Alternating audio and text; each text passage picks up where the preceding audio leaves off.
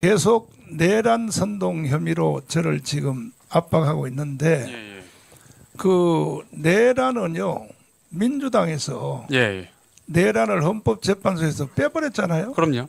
예. 근데 빼버렸는데 왜 지금 나를 내란으로 계속 또 그렇게 몰고 가는지 그 이유를 설명합니다. 예, 예. 제가 몇 가지 설명을 좀 간략히 드릴게요. 네.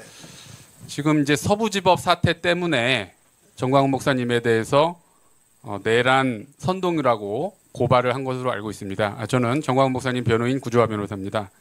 이게 될 수 없는 이유를 법적으로 그리고 사실적 측면에서 설명을 드릴게요. 일단은 가장 중요한 이유는 내란 선동 행위를 하지 않으셨습니다. 이게 가장 중요한 이유고요. 자, 법리적으로 봐도 어떤 내란 선동 행위가 있었다면 그 선동 행위에 의해서 내란을 일으킨 사람이 있어야겠죠. 근데 누가 내란을 일으켰죠? 서부지법 사태에서 아무도 내란을 일으키지 않았고요. 지금 구속돼 있는 65명은 내란죄로 구속돼 있는 게 아니라 공무집행 방해 그리고 건조물 침입죄로 구속이 돼 있어요. 그래서 내란죄 자체가 없었기 때문에 내란 선동이 성립될 수가 없다는 것이고요. 어거지로 끼워 맞춘다 하더라도 굳이 말할 거면은 공무집행 방해 선동이라든가 건조물 침입 선동 이렇게 얘기를 했어야 되는데 그런 죄명은 형법에 존재하진 않죠. 그래서 이렇게 봐도 안 되고 저렇게 봐도 안 되고 이건 수사 자체를 개시해서는 안 되고 개시할 수도 없는 사안인 겁니다. 그 다음에 사건의 배후가 있다라고 가정을 해보자고요. 그러면 이 서부지법 사태 일어나고 1월 18일 이후에 2, 3일 내로 그 배후가 이미 다 밝혀질 수밖에 없습니다. 왜? 핸드폰 다 뺏었잖아요. 그럼 핸드폰 조사해보면 거기에 배후가 다 있었겠죠. 당연히. 핸드폰 없이 어떻게 그 많은 인원을 조종하겠습니까? 그런데 아직까지도 경찰은 배후가 누군지 전혀 입도 뻥끗 못하고 있어요. 3주 이상 지났는데 이건 배후가 없다는 겁니다. 그리고 또 배후가 있다고 가정해보면 그 배후는 이 서부지법 사태를 통해서 무엇을 얻을 수 있을까요? 모든 행위나 범죄는 동기와 목적이 있어야 되지 않겠습니까? 근데 서부지법 사태를 통해서 돈을 얻겠습니까? 명예를 얻겠습니까? 권력을 얻겠습니까? 인기를 얻겠습니까? 네, 얻을 수 있는 게 아무것도 없죠. 그래서 이건 행위의 동기나 목적 자체가 없기 때문에 그런 배후는 존재할 수 없다는 것이고 그리고 언론에서 나오는 그 당시에 목사님의 발언들 몇 개를 보면 이제 국민 저항권 행사하자. 그거 아까 교수님 말씀하셨듯이 국민 저항권 행사하자는 게 내란 선동이라고 하면 이건 코미디가 되죠. 어떤 헌법학자도 이건 인정할 수 없을 겁니다. 그리고 구치소에서 대통령님을 모시고 나오자. 이 발언은 대통령에 대한 불법 체포, 구속 행위가 부당하니 대통령님은 적법하게 석방되어야 한다. 이런 취지의 규탄 발언이지 진짜 구치소를 가서 대통령을 강제로 모시고 나오자는 말이 아니죠. 그건 물리적으로 불가능해요.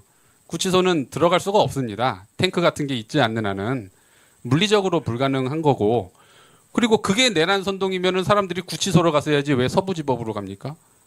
그건 장소적으로도 연결이 전혀 안 되죠.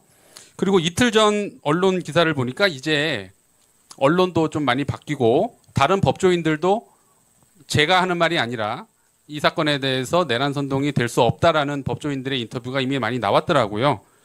김한규 변호사, 그리고 고검장 출신의 익명의 변호사, 그리고 신민영 변호사 이런 분들이 이미 다 언론 통해서 내란 선동은 여기 적용될 수 없다 이렇게 다 밝혔습니다.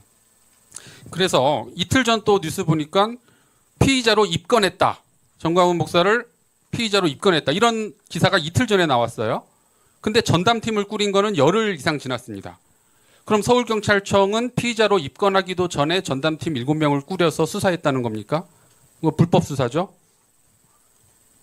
그래서 만약에 이런 사실이 또 드러난다면 여기에 대해서도 책임을 물을 수밖에 없습니다. 그리고 진짜 내란범은 누굽니까? 진짜 내란범은 여러분 다 아시다시피 공수처장 오동훈 그리고 서부지법에서 불법 체포 구속영장을 발부한 이순영 판사, 차은경 판사 그리고 이거를 부추긴 이재명 대표와 더불어민주당 국회의원들이 진짜 내란범이죠. 이미 다 고발이 들어가 있고 이분들이 왜 내란범이냐? 아니 대통령, 헌법기관인 대통령에 대해서 강압에 의해서 전복시키려고 했잖아요. 공수처는 내란죄 수사권이 없는 거 다 아시죠?